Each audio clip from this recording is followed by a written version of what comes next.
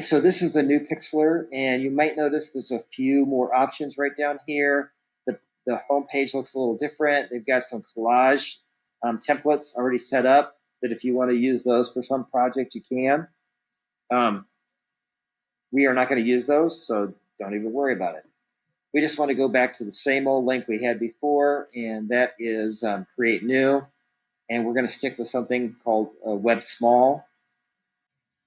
Okay, so this looks pretty much the same, but there will be some differences, and you'll see those in a few minutes. So I want to start with a new layer here, and I want to put my name on it. So I'm just going to go with the text layer. And I decided to type my first name. You can type whatever name you want. Whoops, didn't type anything. Back here.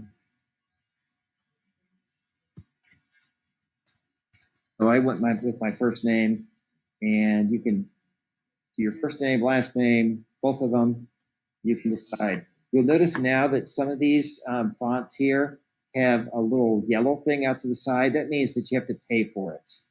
So if you try to use that, and it will ask you to pay, and obviously we're not going to pay. So scroll down and look for a font that might be free, and I'll just choose this one right here. I want to make this font a little bit bigger. I want to fill up the paper. I want to kind of make it big. And I'm going to put it right there, and that's pretty good. Now, you look at the blue boxes. That may cut off your font a little bit. If it does, pull these out and see if you can get it on there. If not, then just make it just a little bit smaller. So I'll just make that a little bit smaller. I want to make it pretty big, but I want to keep it on the paper also. So I've got my name in there. So now I need the image that I'm going to put inside my letters. So let's go ahead and get an image. And I'm going to go with this one right here. I just got that from Google. And you can go get any image you want. I want to make sure that I make it big enough to fit over my letters. Now I'm going to go back to my letter layer and bring it to the top. And I'm going to get the magic wand. And I'm going to select the outside. Remember, if you have any enclosed space in your letter, like an O or an A or a P, you also have to hold the shift and click in here to select that. So I've selected the outside of my lettering and the inside if I have any enclosed space. Now I want to go back to my picture layer and get my eraser. And I like to make my eraser as big as possible. I got it at 40, but I want to make this huge, make it faster. And what I'm going to do is I'm just going to erase. Notice that I'm on my picture layer to erase. I'm on my picture layer, and I erase everything. Let me get that out of the way. Okay, so I did it, and I'm going to deselect. Now notice that if I bring this up to the top, I filled in my letters with that image. Pretty easy. Now let's bring in a background image. I'm going to bring in another layer, an image, and I'm going to bring in, well, I don't even know what this is here. Let's look and see what it is. It looks like a tree of sorts. I don't even know how I got that on my computer. It's not very good quality, though, is it? Remember, when you go to get your pictures, make sure you get one that's good quality. You know, I don't think I like that picture. I'm getting rid of it. Let's try this again. And I'm going to get an image. And I'm going to go back to the old favorite here. The stars. Oh, I could do this one here. Let me try that one. Let's see the quality of that one. Okay, that one's pretty good. Pretty good quality. I can make it a little bit smaller if I want to, just to fill up the space a bit. Go over my letters.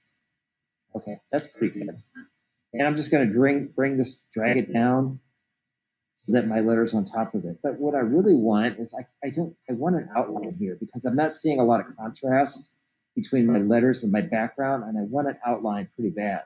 So what I'm going to do is I'm going to go back to my original text layer, and I'm going to click on that, and I'm going to go to the text tool in the toolbox, and that'll bring that ribbon up here.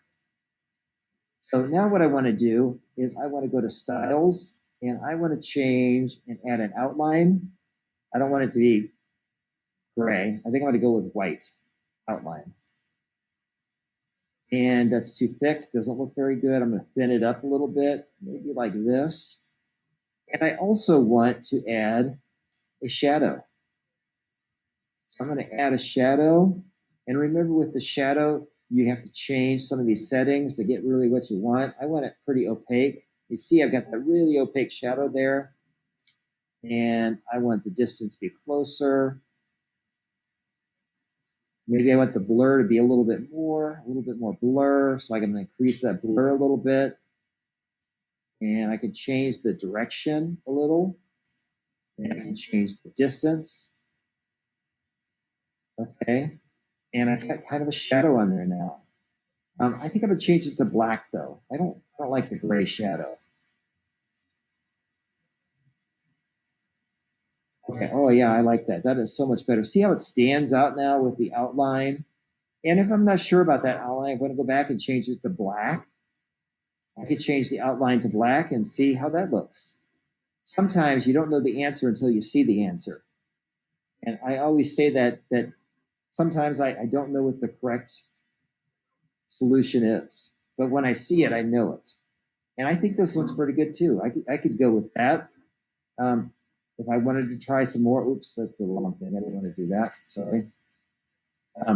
If I wanted to try something different, I can just click back on styles again, and I could change it to another color. Maybe I want to try a nice blue and see how that looks. And maybe that would really work for me. And we just have to try it out and see what happens. Okay, and if it doesn't look good, then just go back to something else. Okay. Oops, I want to change this. I think I want to go back to white. I'm feeling the white. Okay. So I've got the white. So now once I'm done with this, you'll notice that I have a little bit of the checkerboard here for my document. I could still crop this. So I go to the cropping tool and crop this down a little bit. Oops, got to clear that out. Crop that. Okay, and maybe I want to make sure it's nice and centered. Okay. Another thing that I could do, if I selected 2 layers, I can select both of these, I think. I wonder, I'm trying to use Photoshop again, so bear with me here. Yep, and see in Photoshop, I could select both layers. I'm getting the background layer, the shadow and the outline, and I'm getting the texture layer, which is the picture, and I can move this all around. Notice I've got a little bit of edge there, a little bit of blue there. I probably should erase that. I could if I wanted to. I can go back and erase it. But for now, I'll just hide it over the edge. So I could move this down a little bit if I wanted to and get a little bit better picture in the background. So I can try that also. Now this layer here, the original layer, we really don't need. I'm just going to delete it. It's not needed. Okay, now once I've got my name on there, I've got a nice outline, I've got a shadow, I've got a nice picture behind. If I wanted to add another element, I could, but our main goal was to use the image inside the letters. Okay, so once I'm done with that, I want to hit File and Save. And then remember, for the save options, there's 2 options that I want you to choose, one or the other, a JPEG or a PNG. Now, does anyone know why we would want a PNG instead of a JPEG? No one? What's different about the background on a PNG?